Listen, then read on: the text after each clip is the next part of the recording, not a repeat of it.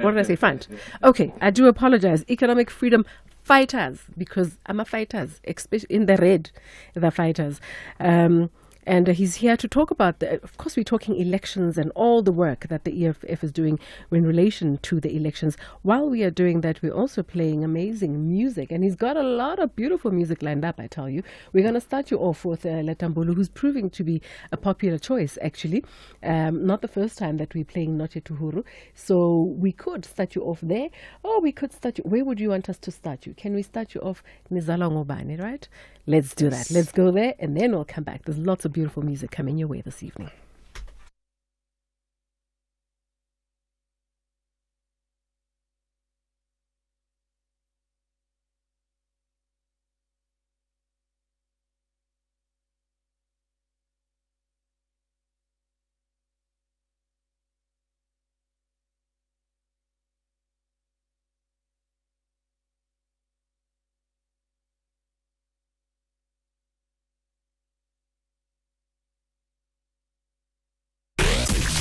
Favorite music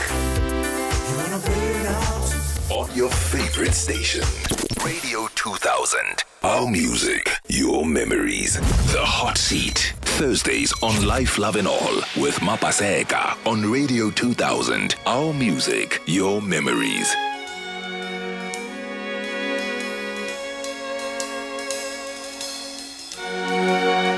The world changes, revolutionaries die, and the children forget.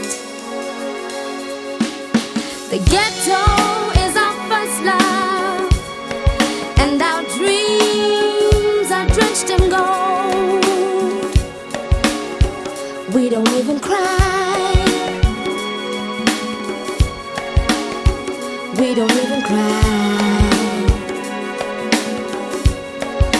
about it no more. Are the beautiful ones really dead? Nizilibe ngoma, nizala ngoma, nizala ngoma, nizilibe ngoma, nizala ngoma, nina, nizala ngoma, nizilibe ngoma, nizala ngoma, nizala ngoma, nizilibe ngoma, nizala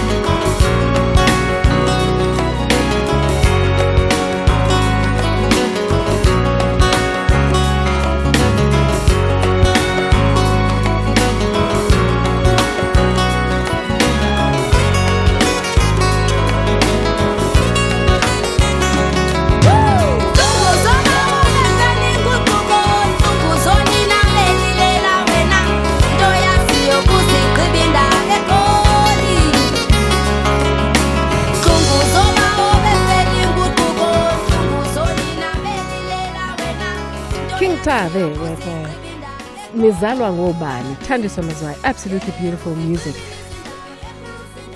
I advocate Dali. I'm already listening to the song and I'm like, it is Skembetse. Who are you jabbing at? I hear you. Nizalwa Ngobani. It's like you're looking at somebody saying, Mina Nizalwa Ngobani. Who are you talking to? Welcome to Radio 2000. Thank you.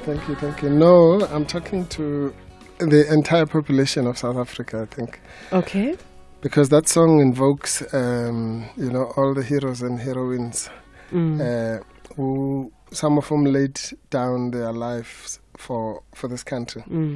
And, it's easy when people are making voting decisions, for example, to just, worry about something that happened last week and that kind of thing, without thinking really deeply about where we come from and who are the fathers and mothers of this revolution here. So is this where we're going? And that's an important thing. I mean, it's important for us to know who we are. Yeah. And by knowing who we are, it's knowing where we come from. But let's talk about the EFF. Let's talk about, the electioneering, the manifesto, all of that. Take us through what the manifesto is right now. What do we stand for? Right. What do you stand for there? Okay. The journey to an election, as important and as big as this, starts long before. So ours probably started around about July, August last year. And that's when we establish our election structures. And then, of course, we then consult widely, business, professionals, ordinary people, and so on, to for the manifesto itself. Right. And that took a long time. And then the manifesto gets drafted. I think we finalized it later than we had expected, sometime at the beginning of January, when we finalized the manifesto. Then, of course, the frenzy of having to have it printed and probably, for the launch, which was on the 10th of February in Moses Mabhida Stadium. Yeah. So that's when we unveiled really what our platform, so to speak. Yeah, and then the next thing is then we change to the mode of actually campaigning, because now you've got a tool to campaign with. And that involves a whole lot of things. It involves this kind of thing, doing interviews and so on. But an election, to be honest, is not won by interviews on TV or on radio or even posters. We've found that even the postering, everyone does it because everyone else is doing it. Yes. But actually, visibility, I guess. Yes, yeah. It's important. All those things are important and they add to the razzmatazz. But ultimately, the issue is making contact with voters physically and painstakingly, patiently, and actually talking to voters and listening to them even after the manifesto. That's the difficult part. What is known in South Africa as door-to-door. That's the real work. But now you've engaged in talking about the door-to-door, the actual work. You've engaged a lot of South Africans, I can imagine, in various parts of the country, talking about what they want, what they wanted, what they have not seen, where they see themselves and all of that. Take us through some of the common challenges that you're hearing. What is word on the ground in terms of what South Africans want? Okay, look, South Africans are worried. Obviously, the most immediate issue is an issue like load shedding, because it's right here with us. It's not for this month, but yes. Yeah, well, we don't know what's going to happen next month. Yeah, but jobs. That's a big one. That's a big one. Yeah, I think our people understand the fact that to stimulate an economy, you really need to have people contributing. They don't want freebies. They want to contribute to the economic revival of the country and to work for a living. And they also are able to make the connection between people who are not working and the other social ills, GBV, drug abuse, crime, and that kind of thing. Yeah. So, and it's an important thing that people understand that connection, that you can't resolve these things. The social ills can't really just be resolved by policing. Of course, that's important. But you need to have conditions which will make it possible for people for the social ills to be cured. So jobs is a very, very big one. Corruption is a big one as well. People say, look, what's the point really? Because even if you do all these things, even if you get the land, even if you build factories as you promise, but somebody's just going to come and take that money and either put it under their mattress or sofa somewhere, or I see what you did there. yeah, or or other forms of corruption. So it's a very big one. And then the usual suspects: crime, housing. Housing is a big thing. Yeah. But a lot of what, and I mean, we've been doing the election part of the hot seat for a few weeks now. So we've had a lot of different parties coming in, Right. and also to just tell their story, why them and why not whoever, Yeah. and bringing it in. There's one common thread. Everybody's talking about we need to fight crime, we need to fight, but what would make the EFF different? What would make me look at the EFF as opposed to Rise Mzansi, DA, ANC, whoever else? Yeah. Well, firstly, I mean, anyone who can believe that the ANC is going to create jobs needs their head to be examined. Because how are they going to create jobs after 30 years of failing to do so, of putting us in this perilous state that we're in?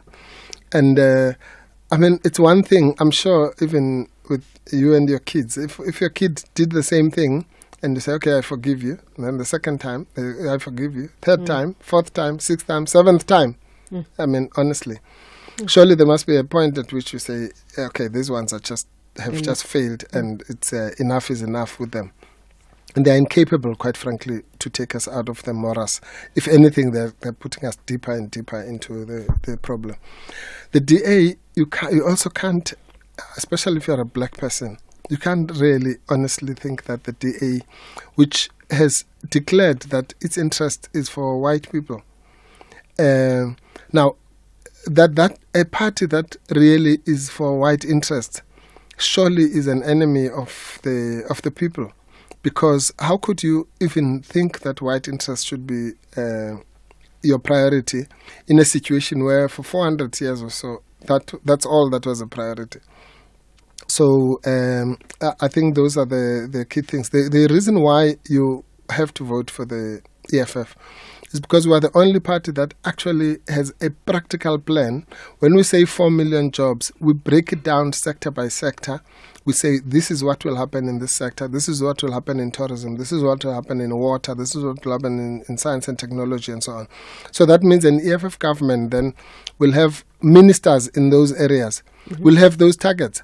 It's obvious now. So if in my sector we have undertaken to build 500,000 jobs, for argument's sake, then it means in the first year I'm going to have to account to the president as to how far I am with that target, what measures can be done. So in the so-called cabinet lekgutlas and so on, it must be, the first thing must be about that. And quite frankly, if it looks like you're not making it after 2 years, then you must be moved. Someone else must be put in that position. Okay, so you're saying you're going to give a shorter time. You're saying Yeah. you're literally going to say, are you delivering? Yeah. So it's delivery based. Are you delivering? If not, get out, somebody else. Come in. Absolutely. Okay. Because you go in there. I mean, if the president calls me and says you're going to be the minister of whatever, the first thing he or she must say is, your target is to deliver 700,000 jobs. Do you think you can do it? If you can't, I've got a list here. I can call somebody else. And if you say, yes, I think I can, or I want to think about it or whatever, but eventually you agree, then you must deliver that, because it's those are not jobs, really. These are public service. And so you must deliver or ship out. And that, by the way, is not an empty promise. I was just about to say, that sounds like a promise that all the parties are making. No. Let me tell you, the EFF, you must just gauge what we've done in the 10 years of our existence. All these things we're talking about have actually happened, where we put targets. Even, I'm talking about now targets among ourselves. Yeah. If you don't meet those targets, then it's a big problem. And therefore, it's a culture. So people think, they say, for example, oh, wow, you guys produce great rallies, or you're the first political party to own your own building and actually run it, or all these things. But that's because it's the culture of the organization. where the ANC owes Zulu money and the Lutuli house is probably about to be taken away, we have done something unthinkable, which is to actually deliver on our own promises. So it's not pie in the sky. It's what we do on a daily basis. If anyone opens their eyes, they will see that this is a very well-oiled machine. When we say we're putting people to do door-to-door, we can tell you every day how many people are out there, how many houses they went into, and so on. So the country is in a hunger for that type of political party that says, judge us by what we do. If we don't do it, kick us out. But let's talk about the critical industries that you think can propel economic growth, really, in South Africa. What is the vision that you would implement in EFF if you were to come into power, to make sure that this happens post-elections? Yes. Okay, well, let's take what one might call the primary sectors. And that's just natural resources. You don't have to do anything. That stuff is there. Land, the land is there. Water, it's there. It's an important sector, obviously. Minerals, those are just the natural endowments that we have. Agriculture goes with that. So those are the sectors that really are the bedrock of any economy. Land is the first, any student of economics will tell you that land is the first asset. Once you have land, everything else, where we're sitting now, this building is on land. So without it, really, I wouldn't be talking to you, So, and then we are lucky to have mineral and endowments in the country. So surely we must exploit that beneficiation, all the stuff that the government talks about but doesn't do, so that we don't get finished goods from our own raw materials. So those are the clear sectors. So between that and what one might call the tertiary sectors and the facilitating sectors, IT is a big one. I mean, we live in the IT age. Financial services sector, those are enablers. They're not, unlike in the current regime, where you have what one calls financialization, which is wrong, because the financial sector is not a sector in its own right, as it were. It's an enabler, just like the ICT sector. It must oil these other things that I've spoken about. So that's the range. It's a logical range that we have of the sectors where we're going to have these jobs. So we don't just say we'll do jobs. We know we can give you the connection between land restitution and minerals and jobs. So each of those sectors will then produce, and then once it has produced, it feeds into the next sector. And so on and so on. So that's how we get to the 4 million jobs. I'm also going to ask for calls on 0860002479, or you can send us your voice notes on 060-584-2250. Now remember, we want to hear what the EFF has in store for us, what the plan is after elections. So post-elections is very important. Yeah.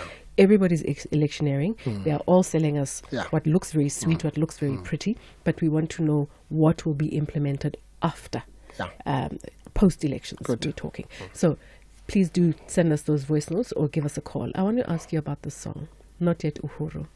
Where does that take you to? Oh, that song, I played it so many times on 2 weeks ago on the so-called Freedom Day here, because it just explained what the wasted 30 years that we have had. And I like, Sisleta is also a personal or family friend, both Sisleta and Brakaifas. So it's one, I don't think, whenever I talk to her, I just ask, how did you even think of this? Because it's so appropriate. And to think that this was in the early 90s and was still where she was, what she was postulating at that time. You think we're still there? Oh, definitely. I think the only difference in the song, it says, Tina asina vote. Now Tina's no vote, but everything else is still Silale Mukukwini, Agona Mehluko Gulelizwe, Kaula Makamandela. Sure. Let's play the song. To those that do good, honest work, happy Workers' Month. Radio 2000. Our music, your memories.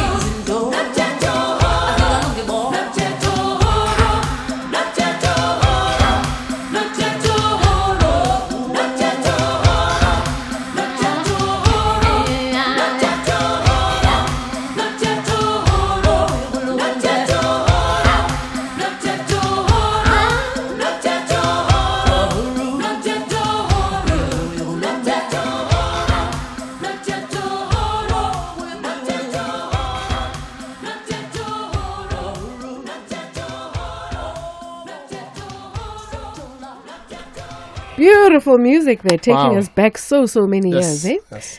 This is timeless stuff. Completely. This is stuff that you will play 10 years from now. Absolutely. And the youngins will still dance to it, eh? Beautiful absolutely. music. Is this what the EFF is hoping to do? That you're going to be relevant to the oldies and still be relevant to the youngins? Yes, absolutely. And the message in the song, which says, not yet Uhuru, resonates with what we talk about, which is that this is not the true freedom. The only freedom, total freedom, will come once we have economic freedom.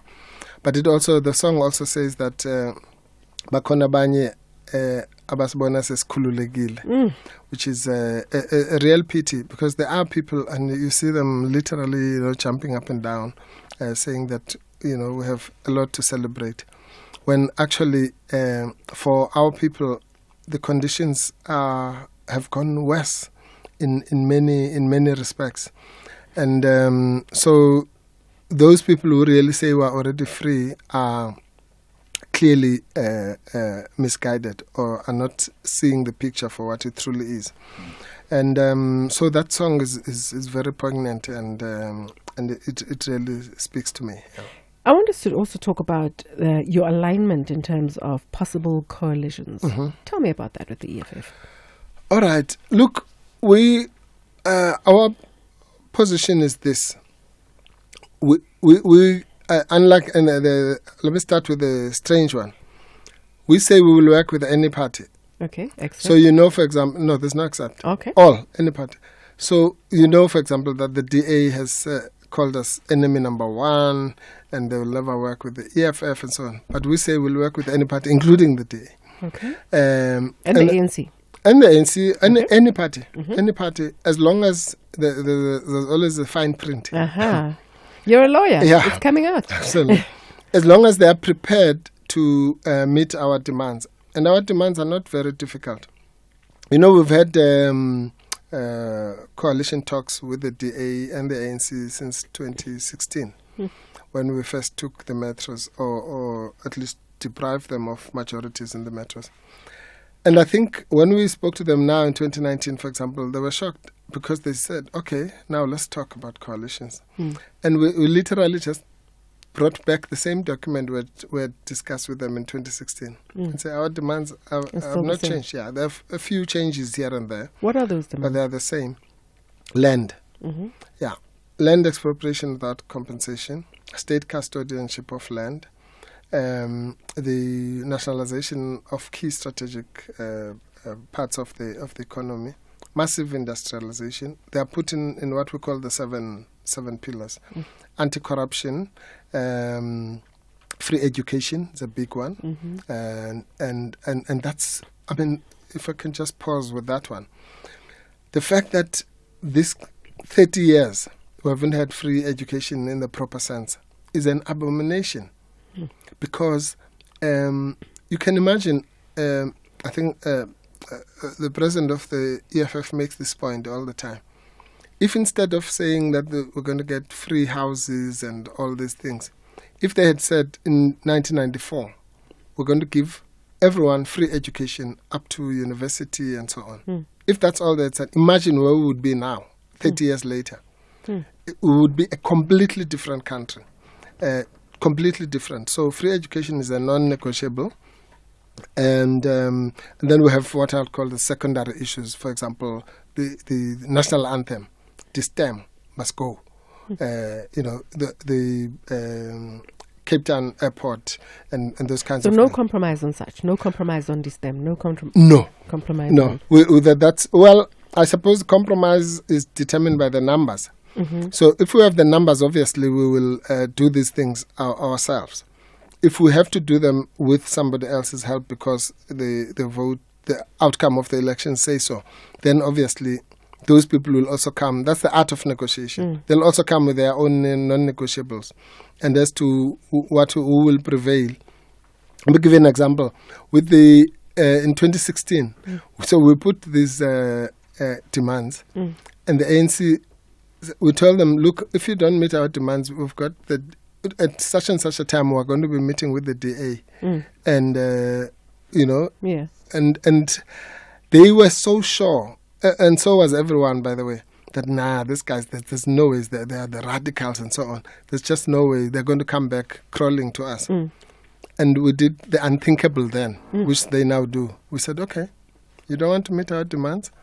We are going to, and then we had the arrangement, which is well known with the DA, to their shock. And by the way, just as a matter of interest, one of our demands in 2016 was that there should be a commission on the Gupta issue and so on. Yeah. And the ANC said, never, forget that. Yeah.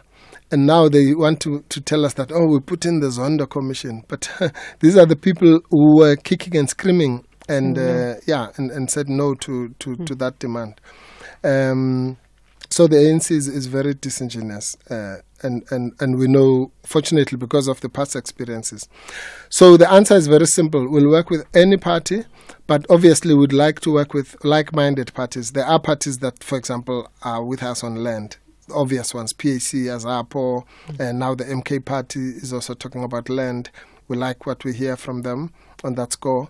The ATM, the UDM, and those types of parties, APC, those are parties that where we know, at least we're not going to be, in fact, we are in the process of having different talks with those parties. Because what I'm hoping will happen is that we have what we call a voting bloc, where we can say, okay, those parties that really want the land back must negotiate as one bloc. So that anyone else that we negotiate with will have to succumb on that demand there. We'll have to come back. All right. Let's take a quick break. When we come back, we've also got the music here. Very interesting. Curtis Mayfield. But I want you to tell me more about Curtis Mayfield when we come back. Yeah? Okay. Right. If you missed it, catch the rewind on radio2000.co.za. As we honor Workers' Month, let's acknowledge the challenges our country faces: scarce job opportunities and significant inequality.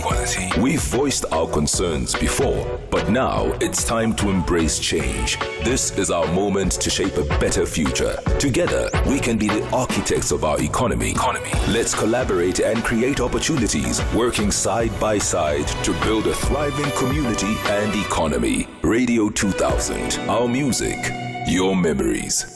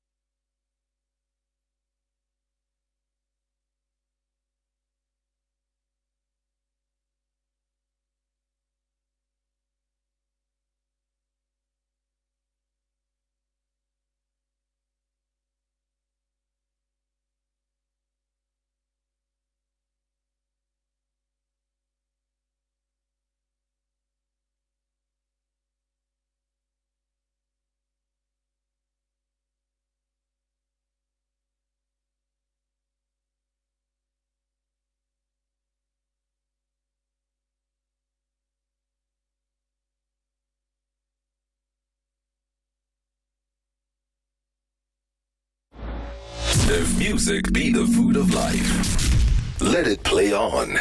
Radio 2000. Our music, your memories. The Hot Seat. Thursdays on Life, Love and All with Mapaseka on Radio 2000. Our music, your memories. All right, so it's about 70 minutes to go until 8 o'clock. Remember, at 8 o'clock, we've got the news with Onde Lambana. And after that, just I will join us with Mino Mino. I'm in the studio with Advocate Dali Mpofu, who's the first national chairperson of the Economic Freedom Fighters, the EFF. And we're talking about the elections coming up. We're talking about post-elections. What is the EFF promising? We're talking about, if we are to look at the EFF, what exactly are we looking at? But just before we continue this beautiful conversation, just I might add, Curtis Mayfield, tell me about him. Oh, well, he's one of the best, I think, of the African-American singers. He used to be my total favorite back in the day, yeah. Okay. Because his music is so cool. You know, before coolness was invented, he was cool. Before we were cool. Yeah, before we were cool. Before he we were was cool, he was cool already. Yeah. Wow, this is beautiful music, and we're going to play this song, and after that we'll come back and have a chat. And I also just want to pay our respects to Justice Yvonne Mohoro. Yes, we'll do that when we come back, absolutely, just yes. after a quick one. The Hot Seat, Thursdays on Life, Love and All with Mapaseka on Radio 2000. Our music, your memories.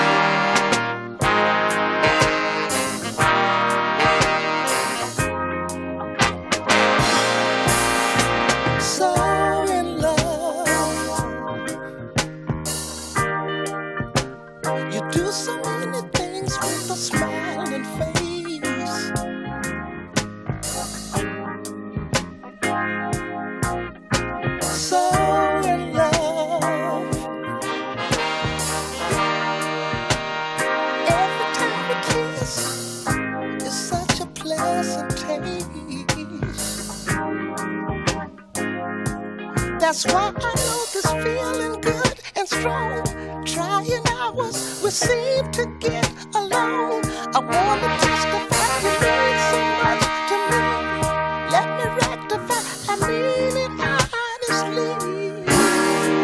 Life is strange, believe me, it is true. We don't always mean the things we sometimes do. Look at you, you know we're so in love. Baby, die, rest a while. You're moving my emotions. So in love.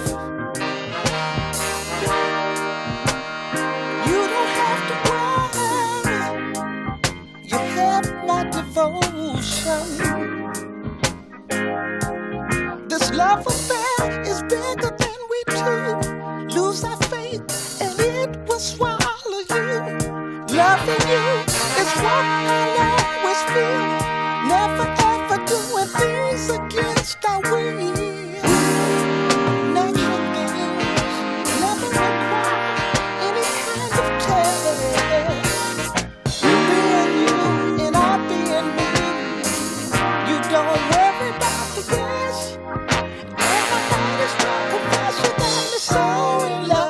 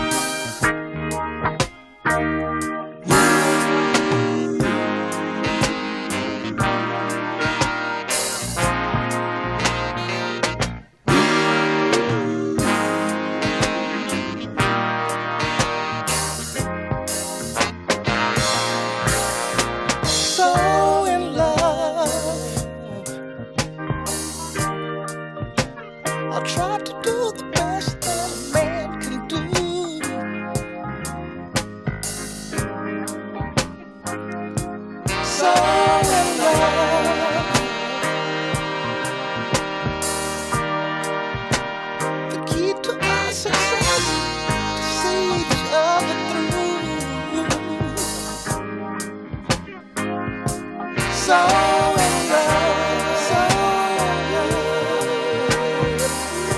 so you leave the darkness, so in love, so in love. Yeah. You are enjoying the Ah, music, aren't lovely. you? Yeah, well, many people think that revolutionaries don't do love songs. Yeah. But we do. This is the thing. And I'm listening to some of these songs and I'm like, look Yeah. at that. Who would have thought? Well, to be a revolutionary, the first thing is love. Because it's love for yourself, Love love for the for country. other people, and love for the country. So there you are. So it's important that the love stays there. Let's talk about the sad news that we got. Yeah. Justice Yvonne Mokwele. Yeah. So sad. Passing It's just like extremely that. sad. It's so strange because tomorrow I'm going to be in the Constitutional Court arguing a case. And Do you want us to go to the case? No. Okay. That's it. I was so tempted. You got me so tempted. I'm like, you is must he just gonna... listen to No, it. I was like, is he going to Is he talk gonna about it? okay. No, it's one of the cases I was reading in preparation for that case is actually a judgment by Mokwele J, as she was then. It's a case called Lesapo. And, the clarity with which she was talking about, for example, the values of Ubuntu and those kinds of issues, brought a completely different complexion to the Constitutional Court. And so to be there tomorrow, it's just going to be a sad reminder that 10 years ago or so, whenever she retired, she would have been sitting there asking questions, Yes. always polite, always, she never... But always knowing her shouted. story. Absolutely. She was one of the best, and she never thought, she should shout at people and so on. Solid. It's a great loss. It really is. It is a great loss. Do you think we are ready to have more, to raise some horrors of our generation or the next generation? Yes. No, we are. I take pride. If there's one thing I like doing, it is to train young people. So that's why, and particularly young women, that's why when I do my cases, I try as much as possible to give them an opportunity to. So currently, someone was asking me yesterday how many juniors I'm working with and how many women juniors, and I said, I actually don't know. Because in this case, I've got these 3, and another one I've got a different 4, another one I've got, because it's what I do, So, it looks good, I must say. From that vintage point, I think that we have men and women with great potential. The EFF seems to look at the youth a lot, right? Absolutely. So focus is there for the youth. It's a youthful party. So by definition, in the ANC, I would be considered as a youth. but in the EFF, I'm like a veteran who gets consulted when the chips are down.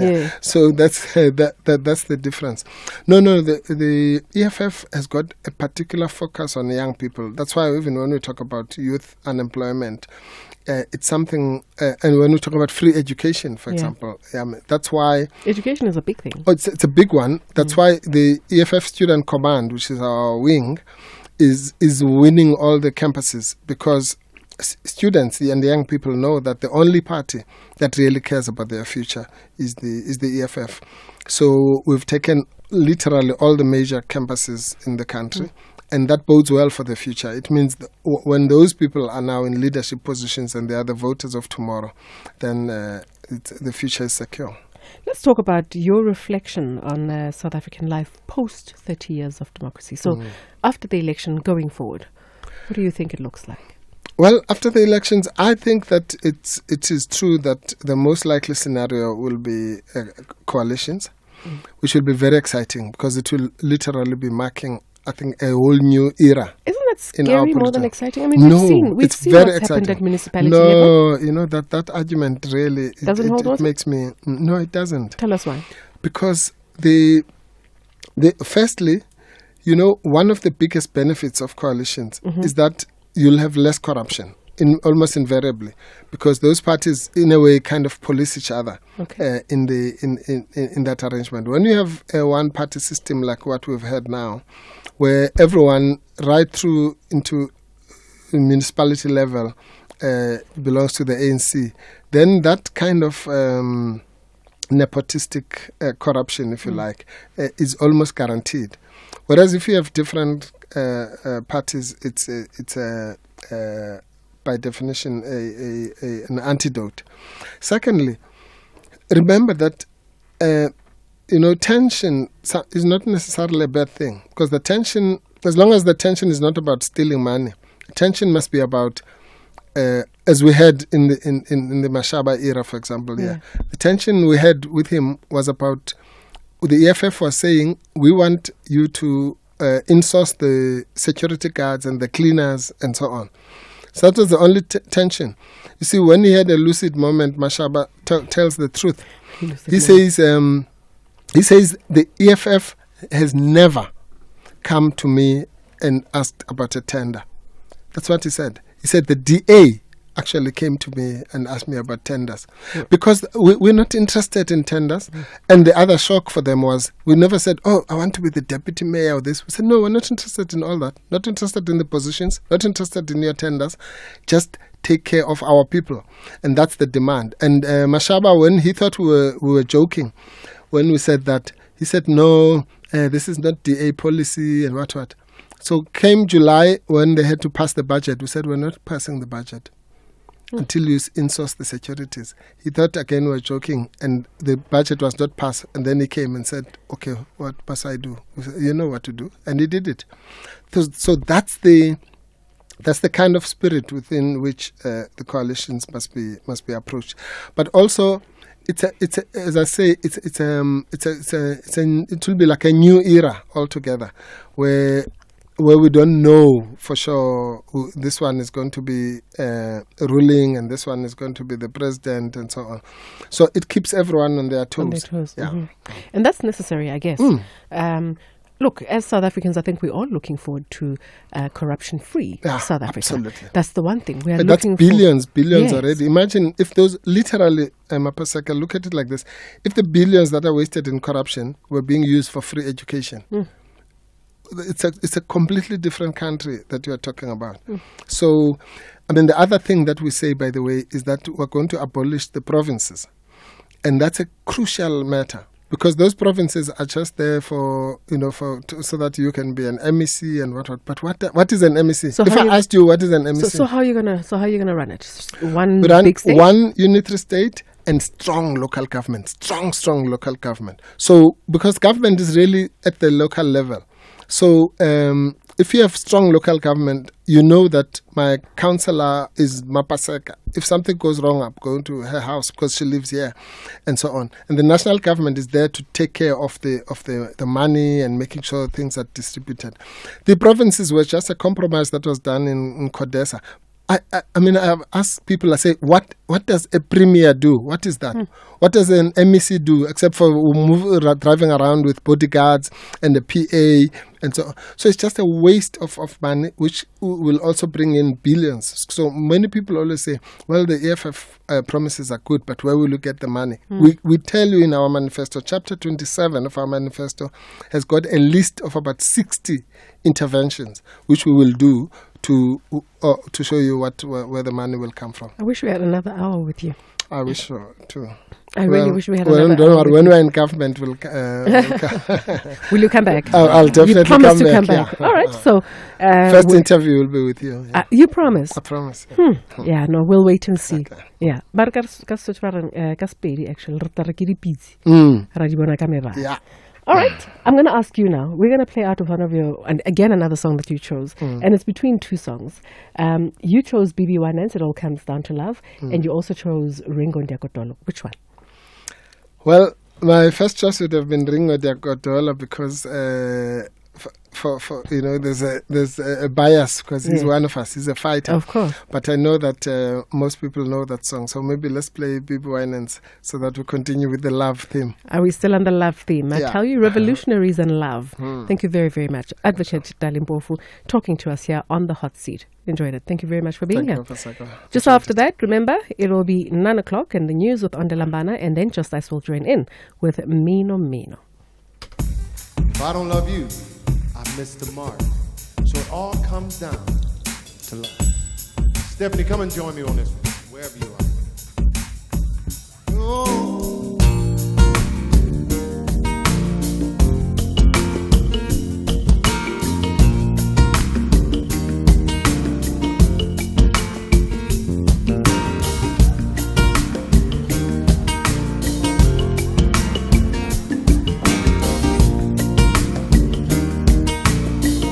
We're gonna teach you this song. Come on, sing it. I said, whoa, whoa, whoa, whoa, whoa. It all comes down to love. Whoa, whoa, whoa. That's the only word. Let's sing it again now. I said, whoa, whoa, whoa, whoa, whoa. It all comes down to love. Whoa, whoa, whoa. Michael, you can come join me on stage too. Listen. Said talking heads talking to us on the television. Silver screen preachers, politicians say they got the answers first. They want to squeeze us. Send a little money, what a tax on Jesus. Fix it with the prayer, fix it with the dollar. Anybody out there ever want to holler? Oh, oh, oh.